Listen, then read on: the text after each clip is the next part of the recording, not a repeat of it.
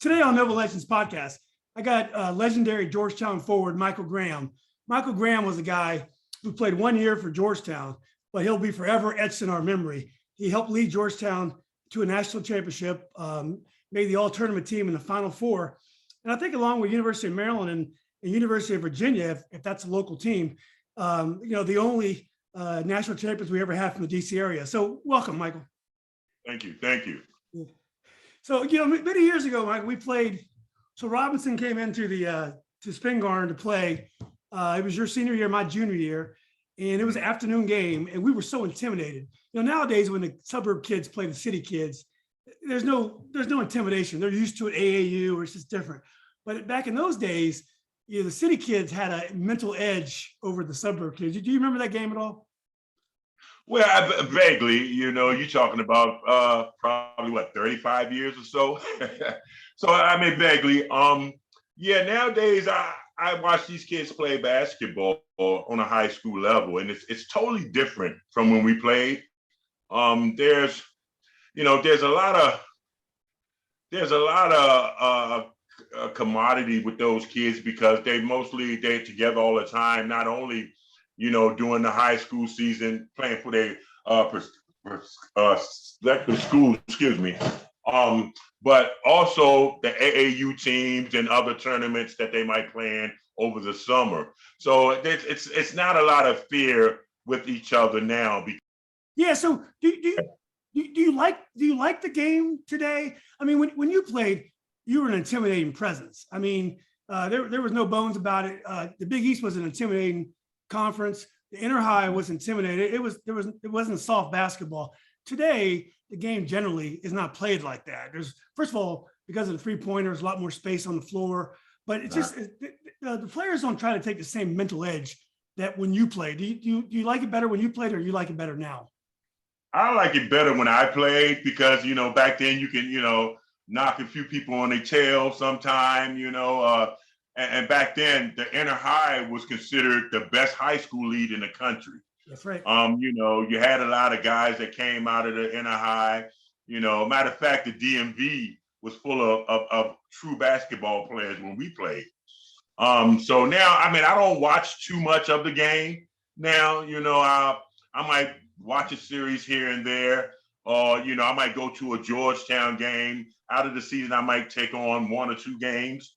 And somebody got to twist my arm to do it. So, but nowadays I really don't, my thing is focusing on the kids and showing them how the game was played and the disciplinary of the game and the education part. So that's what I try to do, when I go out and do camps with kids. How has the city changed? Now, me and you were coming up, and you lived in the city. I lived in Fairfax. This is before the crack epidemic, but the city, we called it Chocolate City back then. It was 90% black. Most of the white Washingtonians lived in the Northwest, but the rest of the city was almost all completely African American. How has the city, in your eyes, changed since you grew up? Oh, it changed a lot. We have new buildings. They build them homes everywhere, apartment buildings. I remember one time back when I was coming up, all the buildings was at a level, but now, DC has gone up, high-rise buildings, apartment buildings, office buildings, whatever they can do. And they took away a lot of the resources that the kids had in the DC area, such as recreation centers, roving leaders, sometimes that kid need that father figure. Me personally, I grew up without a father. My father wasn't around, so it was my mother and my 2 younger siblings. And I always had that father figure that come in and tell me when I'm doing wrong. I didn't start playing basketball until my 9th grade year. Before that, me personally, I was out in the streets doing stuff I had no business doing, and so one day, I didn't want to play basketball, but I was forced to. And let me tell you how I was forced to. I was going to Jefferson Junior High in Southwest DC. One morning I was walking to school and I see these 2 guys on the tennis court and they playing tennis. They playing a game of tennis. So I'm looking over in the corner there of the tennis courts, and I see this gorgeous tennis bag with tennis rackets. So I go over and take it and run in my school. So the guy who owned the tennis rackets, evidently he seen when I took them and seen which way I was going into the school building. So he went into the school, and when he came in, he had this T-shirt tied up in a knot, showing his belly button and real loud, And during that time, my principal was James Campbell, may rest in peace. He approached Mr. Campbell and said, "Well, I seen a student coming here, and he took my tennis rackets along with my bag." He said he was a very tall guy. So the principal knew who it was because I was the tallest guy in the school. I wasn't even thinking of playing basketball. And the tennis rackets that I had taken was those of John Lucas. Is that right? Yeah, that was something else, Of course, I came out of class, I went and got the tennis rackets where I hit them at, went up to the principal's office and everything, and we all sat down and had a meeting and everything. He didn't want to press charges or anything. And, he was real amazed how tall I was. And Mr. Campbell, my principal, was, telling John that, we've been trying to get this young man to play basketball, but all he wanted to do is get in trouble. So he made this deal with me. If I were to play basketball, he wouldn't press charges. So therefore, I tried out for the basketball team, made it. Attitude problems, being immature. I decided not to play. So I broke my promise. Then this other fella came up. He was a police officer. He was a coach of a 16 and under team for the Police Boys and Girls Club, and his name was Larry Jewell. And I started playing for him, and I stuck with it. Me during that time, I couldn't even walk and chew bubble gum. I was just, good at being a big force in there at around, I was around maybe 6'5", 6'6". And, I really made out pretty good. I started developing. They was working with me every day, on certain things. They gave me one offensive move that I could use, which was the hook shot. And with the development, I started being recruited by high schools like crazy. I mean, they would knock on my door in the morning at my home, and my mother was like, "Who's these strange men coming and knocking at the door asking for you?" And come to find out, they were high school coaches. But I wound up going over to Spingarn and playing for Spingarn. Actually, my ninth grade year, because I had repeated the ninth grade at Jefferson. So I had went over to Spingarn. Coach John Woods was the coach then. And he took me in. I played on his JV squad, and nobody in the city wanted to play us. And I was hoping during that time it was a big thing between me and Billy King. Who was the best #1 freshman JV squad in that area, but we never got to play Billy King, so I was real disappointed. We went my JV squad, we went like 27-0. It wasn't no championship or anything like that. So we had, once our season was over, we had to finish watching the varsity play. So what was that? What was Coach Woods like? What was his coaching style? I mean, you've coached from one of the greatest coaches in the history of college basketball, obviously John Thompson. Obviously, this Coach Woods, he helped turn your life around. So what are the kind of things you learned from him, and what kind of role model was he? Well, he was a very good role model. He did a lot for me, man. I mean, there was times when my family didn't have food in the home. We didn't have a Christmas. I didn't have no way of getting back and forth to school because I lived way over in Southeast.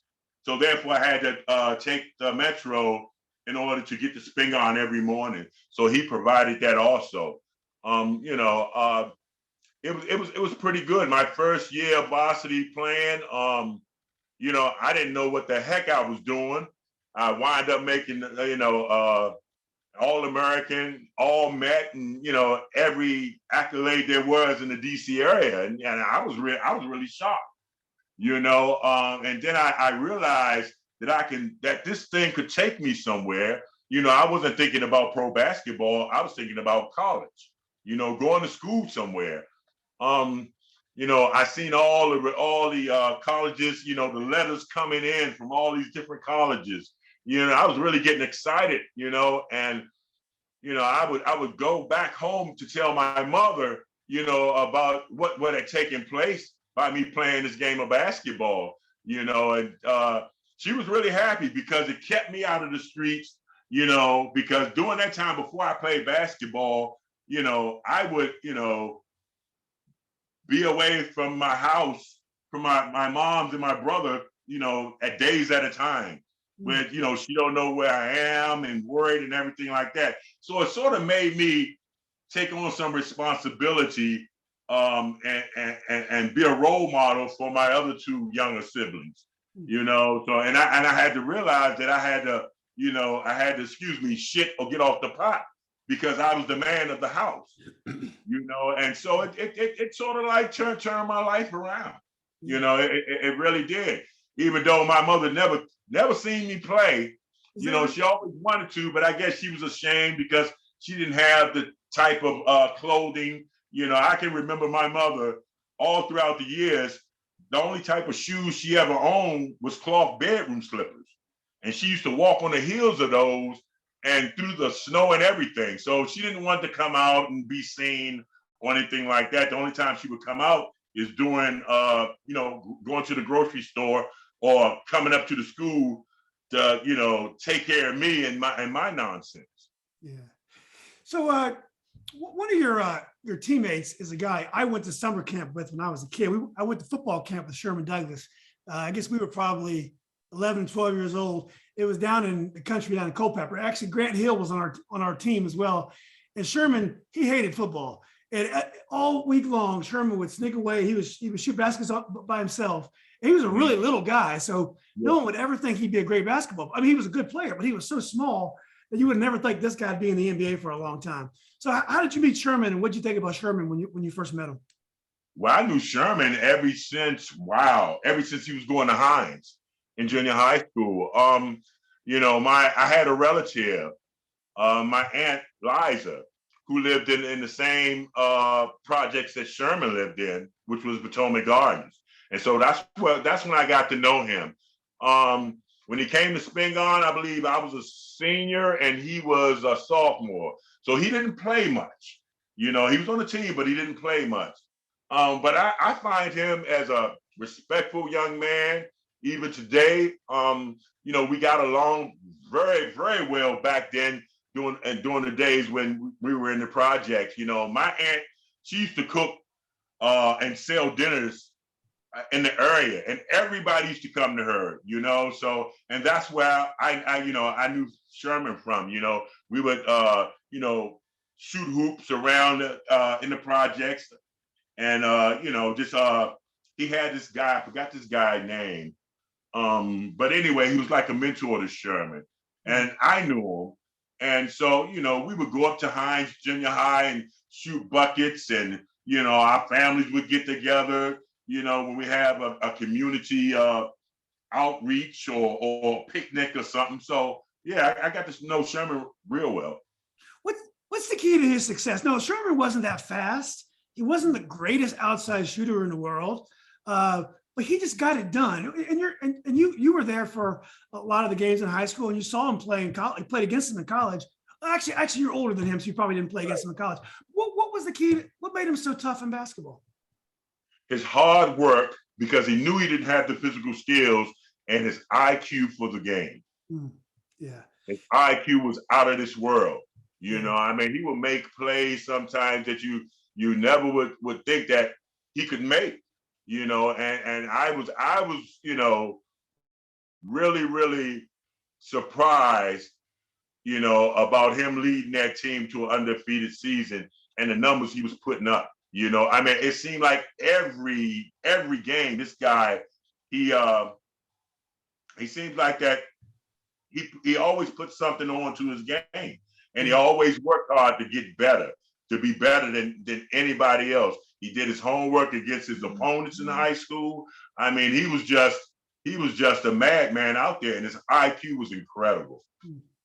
Who were some of the guys you battled against in the Interhigh and also some of the private schools? I mean, every team, I remember Cardoza had Lyndon D. Bellotti. Every team had a squad. Who were some of the guys you used to do battles with?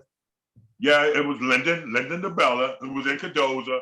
It was Terry Lancaster at Coolidge. That's right. Yeah. It was Tyrone Shaw. Yeah. At T.C. Williams. It was Darrell Webster. He was at Coolidge. And then it was Dunbar. I mean, we hated Dunbar. You know, they had a big guy named Tree, last name Taylor. They had Anthony Jones, Sylvester Charles. Oh, that's right. You know, Daryl Prue. Yeah, so that was our rival there, Dunbar. You know, we knew we always had to move that game over to the Armory because it was always packed. Yeah. Did you guys win the city championship while you were there? No, we came close. We won our division, won everything. We wound up playing DeMatha, which they had Benny Bolton, Danny Ferry, and Colton Valentine. We lost to them. And me personally, I didn't get the ball in the second half. First half, we was up. You know, they couldn't challenge us no type of way. But they stopped giving me the ball in the half. I believe the first half I had like 24 points, and then for the game I wind up with 28. Yeah. Well, how did you end up at Georgetown, and what did you think about John Thompson when you first met him? Wow, this is a long story. I'm gonna tell this in my book also because I'm coming out with a book and I got two guys up in Canada that want to do a documentary. Oh. But how I got to Georgetown, it was real funny. During my ninth grade year at Spingarn, I became friends with a guy named Eddie Montgomery. He was Coach Thompson's nephew. We were the best of friends, you know. We had something in common during that time. You know, his mother passed, my mother passed. You know, he grew up, you know, sort of like by himself. I was the same way, you know. So when I got to Spingarn, I started staying away from home again, but it was over Eddie Montgomery's house. And during that time, he was living with his aunt. You know, and she took me in just like if I was one of hers. So, you know, we spent a lot of time together. And not even one time did this guy ever talk about Georgetown or me being recruited by them. So when I started after my senior year, well, actually my junior year, I started being recruited by Georgetown but I wasn't getting the letters because my high school coach didn't want me to go to Georgetown. The reason why. Him and Coach Thompson had a falling out about another guy years ago that wound up going to Ohio State. So they never seen eye to eye about it, you know, about getting any player from Spingarn or John Woods sending any player to Georgetown. Because basically when it was time for me to sign my letter of intent, I signed a letter of intent with Maryland. So I was on my way to Maryland. Lefty Drizel was up there every day. You know, his assistants were up there every day. So in a sense, I had made up my mind. And then one day, we went on a basketball tournament in the Virgin Islands. And I watched the game, Georgetown and Virginia. And I was like, wow, I wonder what it'd be like playing with either one of those guys. But I like Patrick better and Georgetown better because they were a local team. So what had happened, we went back and everything, and I had this guy who was like a security for Spingarn. He was a real older guy. His name was Fred. He was a real old guy, and you know, he used to look out for me during lunch. You know, if I needed something to buy a cake or some candy or something, he would always give me money, and he always tell me, "Have you heard anything from John yet?" I was like, "No, sir." He said, "John been trying to get hold of you. You haven't got no letters?" I was like, no, sir. He said he's been sending letters. I was like, okay, that's good to know. During that time, I didn't know anything about Georgetown or nothing. I didn't know John Thompson, what he was about. Matter of fact, I only seen him maybe a couple of times in the Urban Coalition when they played under, I believe, Metro Media 5. That was the team in the Coalition. So I wound up watching another game, and this was during the NCAA tournament when they was playing against Keith Lee and them, Memphis State. So I noticed Patrick was getting beat up. He didn't have no help on the boards, and they wound up losing that game, and it was a first round game. So they were on their way home. And then I got to thinking, that would be a great opportunity, but I was like, nah, I'll probably never get into Georgetown. So, I'm thinking, well, turn that around. I was like, well, maybe I can. If I can get in Maryland, I should be able to get in Georgetown. So I wound up, I had he was my godfather. He was a teacher up at Spingarn. He was also my JV coach. Now, Coach Woods didn't like the idea this guy was taking me up Georgetown to meet with Coach Thompson. It was like every other week. You had to go up there. They want to know if you can read. They want to know if you're capable of doing X, Y, and Z, or, capable of going to school, surviving up at Georgetown. So I passed the test. I wound up passing the test, and then before you know it, I was on my way up Georgetown. I wound up playing with Patrick during the summer league. It was me, him, and Reggie Williams, as the front court. I don't know who was the guard, but I know nobody. I mean, we were blowing guys out. We were, whatever Patrick didn't catch off the rim, I was on the other end catching. So I mean, it wasn't a chance for no team during that summer league that they could beat us. So I'm figuring, well, this is the school I'm gonna go to, and I might be a starter. But it didn't turn out that way. But I wound up going up there and playing, and it was for one.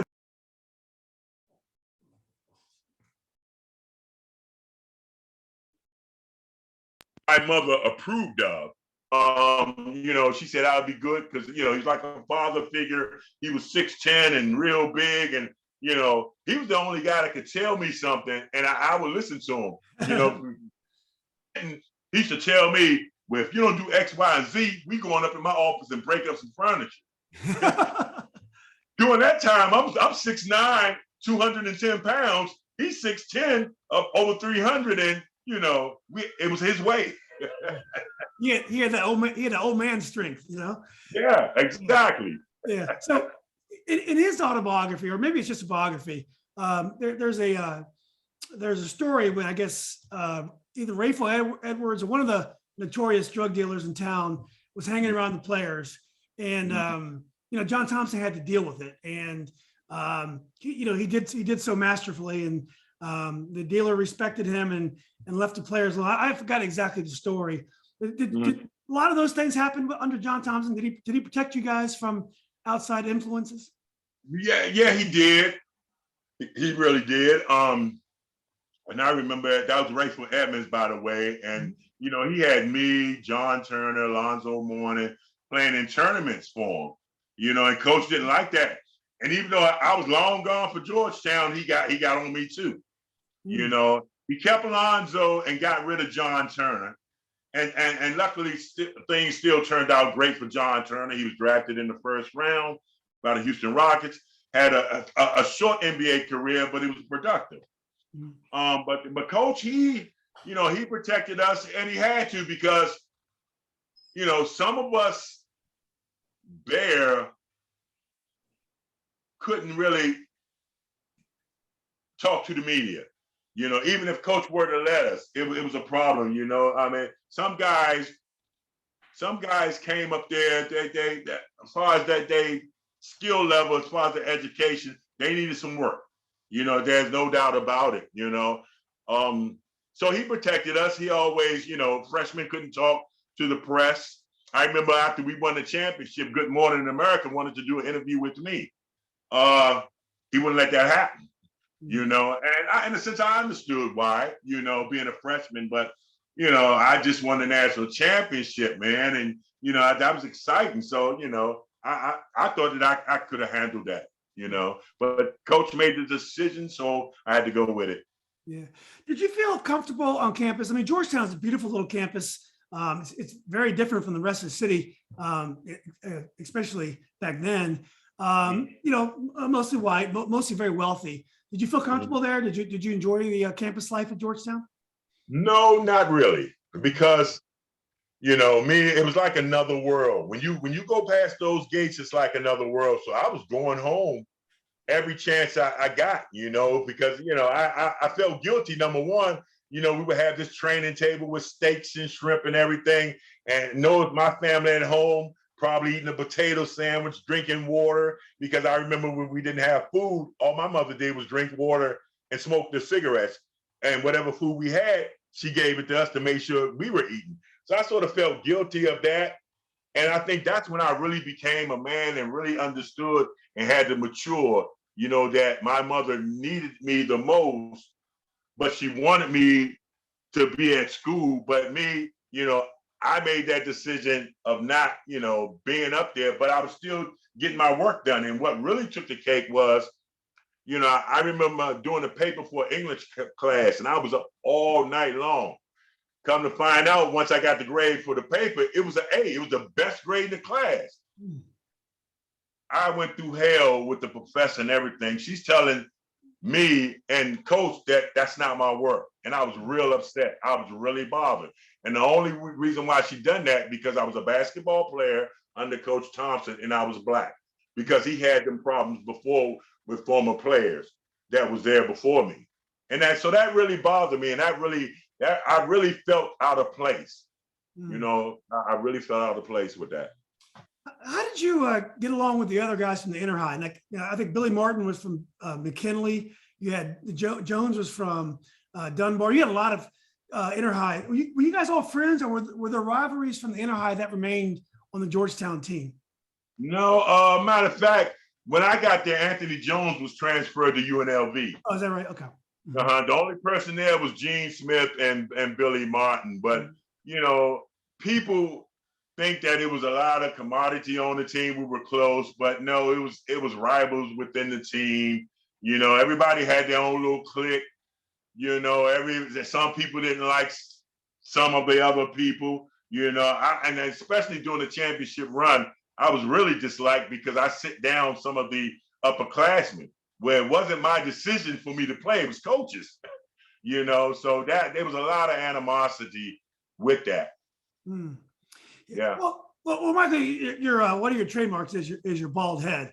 And now, I mean, there's so many bald basketball players now, you wouldn't even notice if someone was bald. But back then, I mean, there was Slick Watts, there was Curly Neal. Well, this is before Michael Jordan. You were memorable. One of the reasons why was because your bald head. When did you start shaving your head? And was it intentional to try to be different? No, actually, I started shaving in high school. Okay. I started shaving in high school, and the reason why, because I used to have curly hair, and it would grow crazy. It was so curly, you couldn't cornroll it, you couldn't plait it, you couldn't do anything with it. So when I go to sleep, I have all this packed on the side and all this up here. And my mother used to get up in the morning to say, before I go to school, say, "Come on, let me comb your hair." And I would run upstairs to try to get away from it. So, I wind up using this thing called Neat on my head, shaving cream, and but I couldn't use that because it left a lot of shaving bumps on the back of my head, and it scared the heck out of me. So I wound up getting a shaving cream and a razor and was doing it myself. I've been doing it myself ever since. Wow. Yeah, that was your trademark, man. Well, what was the Big East like? So, there's a special 30 for 30 ESPN special, and it reminds us of the tension of the league. I mean, you had these city teams, city players. The games were downtown arenas. It was a grittiness to the Big East. Do you remember it that way as well? I remember and you know what? That was the toughest league in college basketball back then. People were scared to play any biggest team because any biggest team could beat you on any day, no matter what your rankings were. Providence had Otis Thorpe. St. John's had Chris Mullen, Walter Burry, Mark Jackson. Who else? Syracuse, Pearl Washington. I can't hear you. Pearl Washington from Pearl Washington. Pearl Washington used to give Coach Thompson ulcers. You know, every time we would play against Syracuse, that's when Coach Thompson always have him a quart of milk. Exactly. Yeah. Yeah. Yeah. What did it take you time to get comfortable in the league? I mean, you started playing basketball relatively late. You only had 4 years of organized basketball. All of a sudden, you're in the toughest, one of the toughest, either Big East or ACC. And I agree with you. Big East would be the tougher one at that time. Did it take you time to adjust to the league? No, not really, because they were, in a sense, playing my type of ball, you know, physical. And that's what I like, you know. Coach used to worry about putting me in games sometimes because he didn't think I would last, because I might wind up doing something out in the ordinary, like maybe punching somebody or throwing an elbow. But I never did that unless they would do it first, you know, and that was just the immaturity and the frustration of me instead of playing through it, you know. So that's when I, you know, did what I did, you know. After I get a punch or maybe an elbow to the neck or something, then I retaliate. And that's all it was. What kind of mood had remained from the year before? The year before, you guys had lost to UNC in the final, and Freddie Brown had passed the ball to James Worthy by mistake. Worthy went down, and it kind of sealed the win for UNC. And it seemed to traumatize the team a little bit. I remember after you guys won the title, Freddie and Coach Thompson embraced each other as if this was redemption. But right. Did that kind of did that affect the mood of the team that year? You weren't there, but you probably heard about it, I'm sure. Well, I talked to Freddie. Matter of fact, me and Freddie, I'm part of his nonprofit, so we talk a lot about it. You know, at one time, I really think that it really affected Freddie. He right now, today, he's over it now. You know, I mean, he went as far as, you know, getting help and everything, and it affected him throughout the years because that's all he was known for.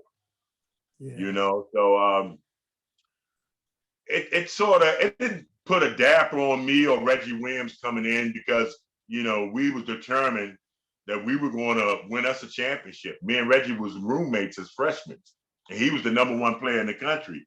And me, I was just under the radar, you know, because the guy who used to write for the Washington Post, Donald Huff, he was telling me a couple of years ago that Coach Thompson used to call him every day and ask who's the best player in the Washington, D.C. area. And he would always say Michael Graham, yeah. You know. So I was sort of like under the radar. Lefty and them, they, you know, I guess they were sort of disappointed. But after I experienced some things at the University of Maryland doing my recruitment, and, you know, them giving me jobs and everything, I didn't want to go there because I felt like I couldn't get the education, and also that some of the players on that team was being exploited because most of them didn't go to class. Yeah. You know, and I knew I couldn't do that. You know, I mean, people always thought that me personally, I wasn't in the class. I didn't like the classrooms, but I did. But I wanted to do things my way. Like in high school, you know, I didn't get good grades because I was a clown, and, you know, I would do my work and then disrupt everything else. But as it came down to this basketball thing, me playing and me going to college and seeing the potential that it can bring, I started getting serious about my education. Yeah, that's great. Well, you know, one thing that is memorable about that year is John Thompson had a really strange rotation. He would start Ralph Dalton, and Ralph Dalton was a 6'11" guy with a big boot on one of his ankles, maybe both of his ankles. He'd play like maybe 10 minutes a game. He wouldn't play much at all.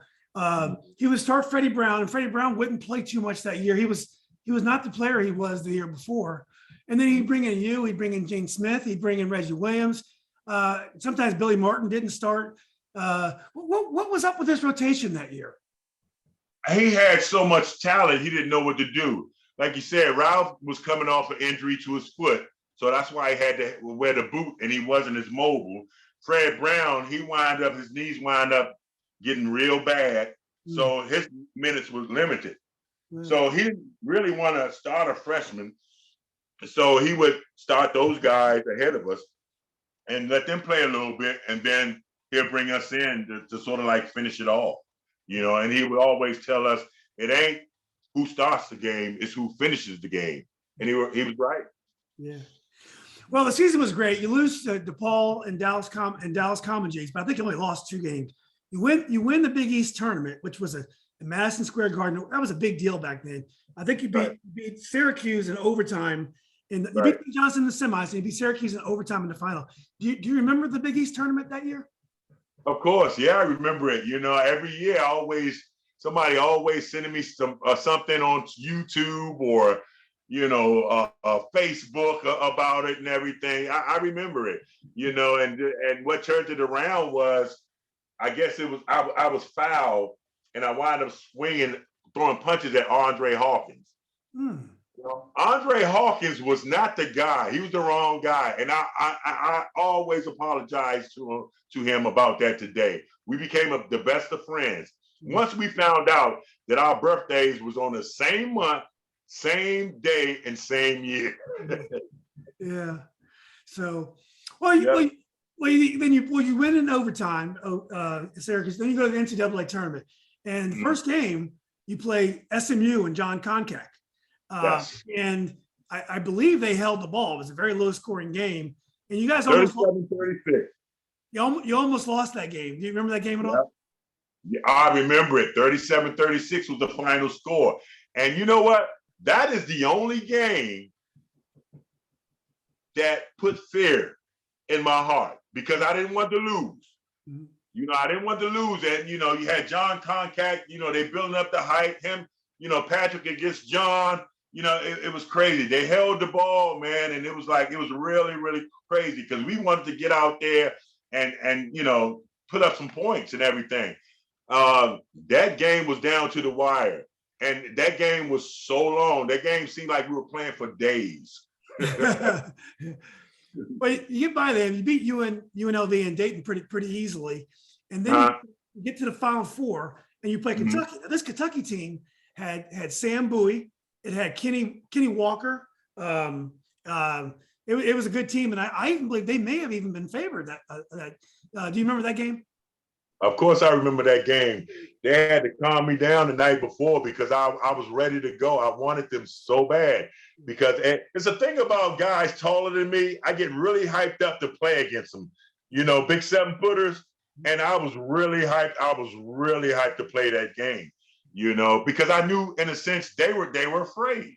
Yeah. I could see the fear, just like with Houston in the layup line. All the guys, instead of them doing the layup, concentrating on what they need to do to beat us, they looking at me laughing. Yeah.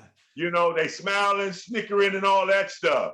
I was ready, man. I was really ready. I was really ready to play that game against Kentucky. Yeah. Was it tough for you and Patrick Ewing to have chemistry together? So you both were low post players, and sometimes it's hard to run an offense when you have 2 low post players. Generally, you'll have a high post, more of a high post and a low post, but you guys are 2 pure low post players. What was your chemistry and your relationship like? Well, I knew I wasn't a scorer. I knew Patrick was a better scorer than me by far. So the only thing that I could do, and like I told him, is to have his back. If he don't get the rebound, I'm gonna get it. If he don't block the shot, I'm gonna get it. And that's the way we played. All the offense went to Pat. All I wanted to do was the defensive end. I wanted to hold their best big man down. And every time I was put on the big man, on their best big person. For instance, I against Kentucky, I had to do Mel Turpin and Sam Bowie. Well, I didn't have a problem with Mel Turpin. I already got him out of his game. It was Sam Bowie that I was worried about, and he didn't do anything. So we knew we had him. It was just a matter of getting that twin towers. We tore them down. Exactly.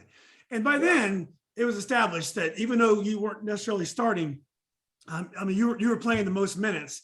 And then you go into the final against Houston and Hakeem Olajuwon. And, I don't think this was quite Phi Slamma Jamma, but this was because you didn't have Clyde Drexler, right? I guess he had graduated. But Right. This was a great team. What did you think about it? What did you think about Hakeem Olajuwon? Quicker than the cat. Mm-hmm. He has the best footwork I ever seen. He's a hell of a scorer in the low post. And that's the only person that we were worried about. And, I was even worried because I had to check him. Yeah. Well, you end up just destroying them. I mean, I think you won by 15, 20 points. It was a pretty easy win. It was nice. It was definitely your coming out party. And you mentioned earlier that you were asked to be on Good Morning America. But when I was at UVA, I was friends with a guy named Brent Dabbs. I don't know if you know Brent, but he was a little younger than us. And he went on a tournament run with UVA to the Final Eight. And he told me when he got back from the tournament, they had missed weeks and weeks of class. So he said we started with the ACC tournament, and then they kept winning and winning and winning. Soon they hadn't been really to class in a month, and they had study hall and stuff. They had tutors that were traveling with the team, but it was very tough on him because he had to catch back up. I think he ended up going pro. I don't even think he went back to school. So I know you ended up not going to Georgetown. You ended up transferring to UDC. Was that one of the things that was disruptive? The fact you're on the road a lot and it was hard to concentrate on your academics while you were doing that? Well, I shouldn't say this, and I don't want people to take this the wrong way, but for me, it wasn't. It was just that the fact some things within the basketball team and the front office, some things were done that I didn't like, that I didn't approve of. Some things were said to me and Reggie as freshmen that I didn't approve of. And, me coming from the inner city, me personally, I wasn't going to have a Caucasian woman tell me things that I thought was really uncalled for as me and Reggie as a freshman. So I had made up my mind once the championship game was over, I wasn't coming back. I already made up my mind, so therefore I wasn't going to class. I was, anybody would tell you, especially Darryl Prue, who used to be an assistant coach up at Georgetown for a couple of years. Back in the day when I was at Georgetown, the guys that were coming in, I would help tutor those guys. Even some of the guys that were upperclassmen. And they couldn't believe it. And coach would always say how smart I am, and he couldn't believe it and everything. And every time I get my back up against the wall, I seem to get out of it. That's just the mentality of me growing up in Southeast DC, So it was a lot of stuff said, and I just didn't want to come back. Like I said, it was a lot of animosity on that championship team where players hating other players because, coach made certain decisions. It was a lot of stuff going on. So, I decided, it wasn't good for me. I know that they couldn't win without me. I knew that from the start. When coach was recruiting, and I used to go up there and see him, I told him, if I were to come there, I would get you at least 3 championships, and I was dead serious. Of course, he would laugh at me with his pipe, in hand and everything. But I was dead serious because I really wanted that opportunity to get that degree from Georgetown. Yeah. Go ahead, I'm sorry. No, you finished. Huh? Yeah.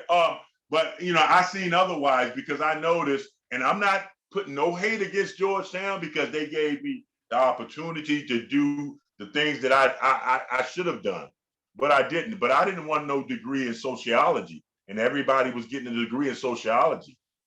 You know what I'm saying? But still, they wasn't getting no jobs. Like today, some of the former players called me about jobs. I just work for a solid waste company in the area, which I'm the regional manager, account manager. But they called me for jobs right now today, some of them. And now they really shocked now because I'm back in school at Georgetown getting my master's, and they wonder how did I do that? Because coach would never let any player that didn't finish school, you could not come back and get no type of degree. Did John Thompson try to talk you into staying? No, he had his assistant try to talk me into staying. What had happened was I transferred to UDC. Mm-hmm. So they asked me, okay, well, just give summer school a try. Get the grades from summer school, we go from there. I got the grades from summer school. They were good grades. I still didn't want to come back. I stayed at UDC. Yeah. So UDC, the coach was Wil Jones. And Wil Jones, he had coached in my high school, Robinson High School. He was a legend. And he was there before I was there. But I just heard the stories about Wil Jones. I mean, Wil Jones, he's one of these characters you never forget. What were your memories of Wil Jones? I remember Wil Jones. I used to live down around the corner down the street from his assistant, Doc Robinson.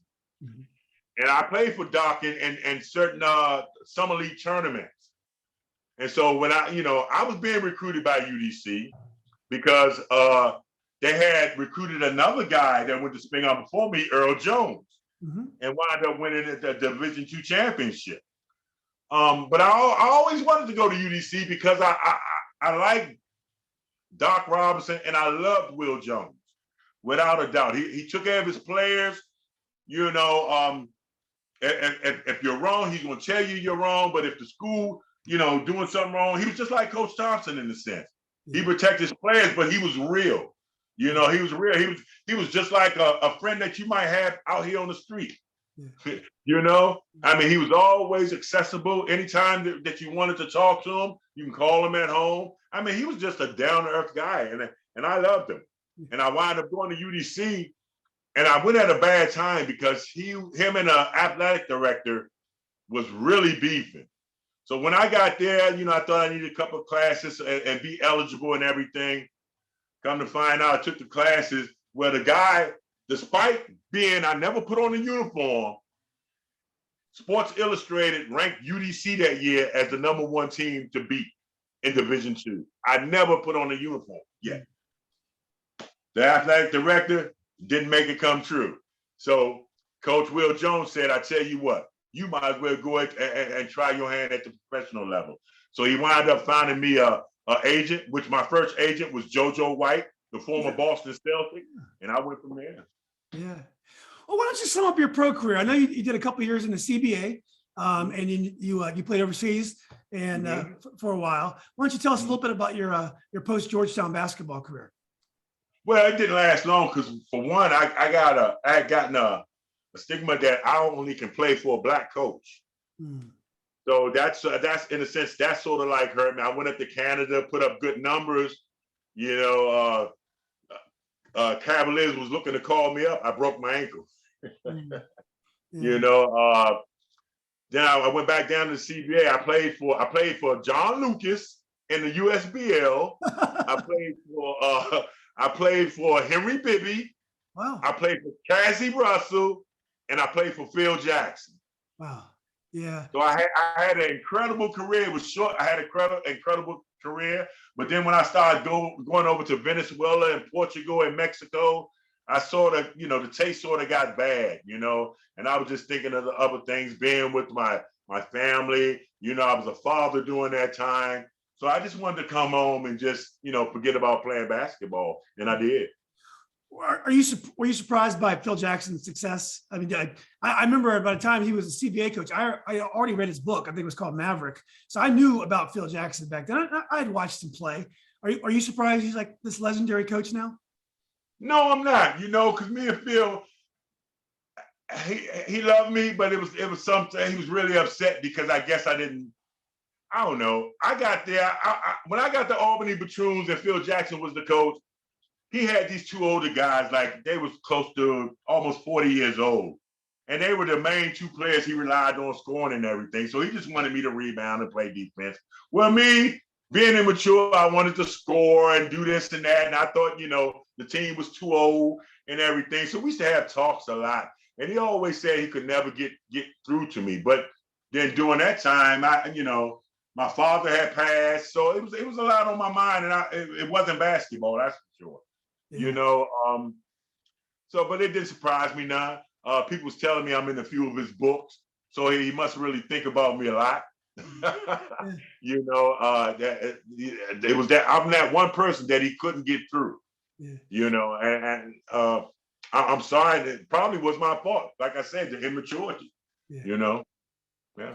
Well, you mentioned earlier that you're writing your life story and you got a documentary on the way, because you truly have an amazing story, because you did bounce around basketball, but then one day in 2013, you had something happen to you that we all dream about. Why don't you tell us what happened?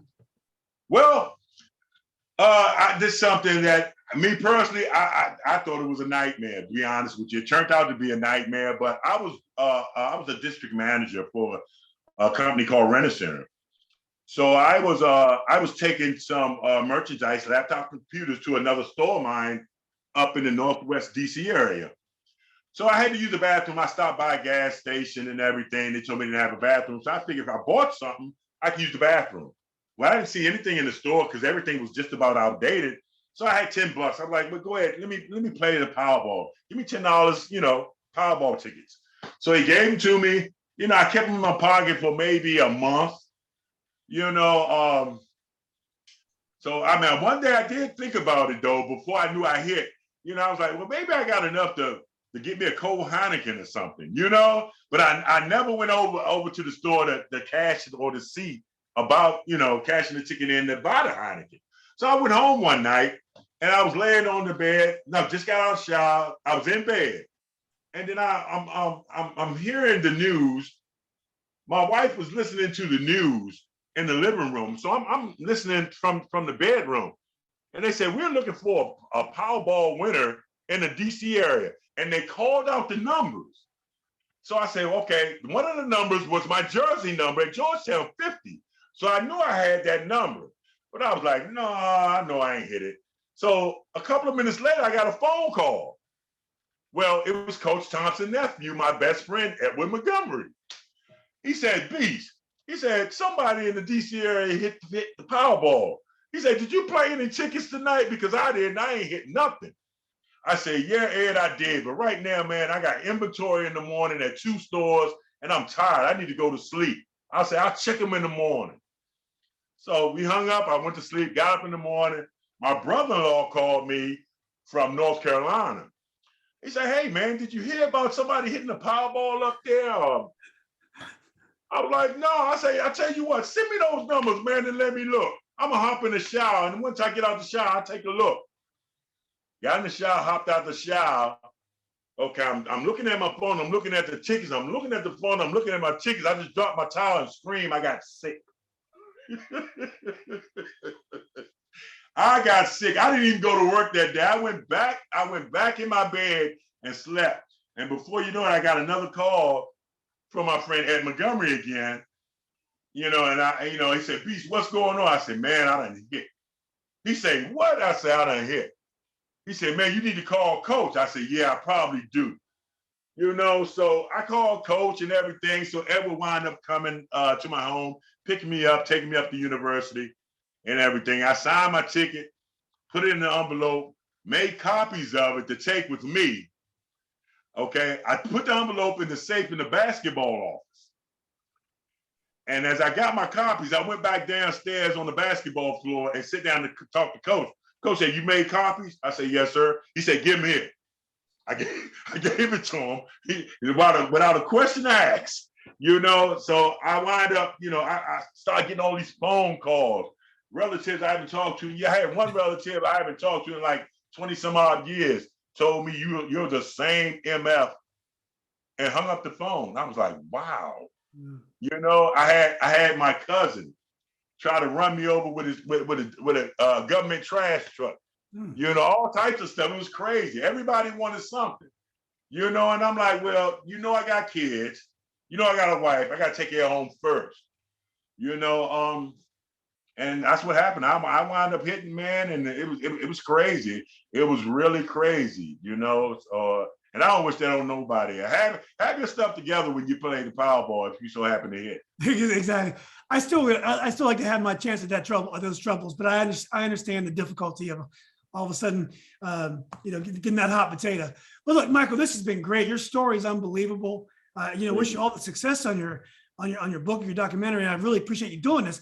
Just last question though, if you had to advise a young Michael Graham I mean, the whole story with John Lucas and stuff, things could have gone so many different ways for you. And Right. it was always like someone was looking out for you. How Yeah. would you advise a young Michael Graham if you had a chance today? Well, I would advise the young Michael Graham to be more disciplined, to find somebody that you can trust, who have your best interests in heart, and that's what I've been doing. I continue to do that today. I don't want to be known as Michael Graham, the basketball player. I want to be known as Michael Graham, the guy that's out here help feeding the homeless, the guy that's out here doing free basketball camps, the guy that's out here giving tutorial sessions to kids that need help, in certain areas of their education. It's been good for me. And right now, life is not a bowl of peaches and cream right now for me, because a lot of stuff has been going on. But I'm still staying focused on what I need to do.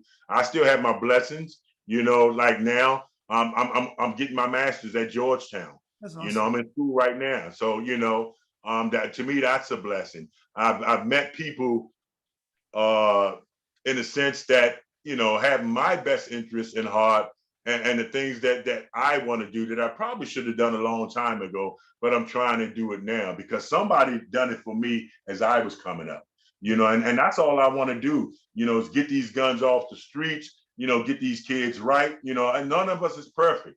But if I can just save one of them, I'm doing my job, man. Yeah. Yep, Well, you sure have. And you gave a lot of inspiration. I know you don't want to be known as just a basketball player, but that run was magical. And it meant a lot to Georgetown fans like myself.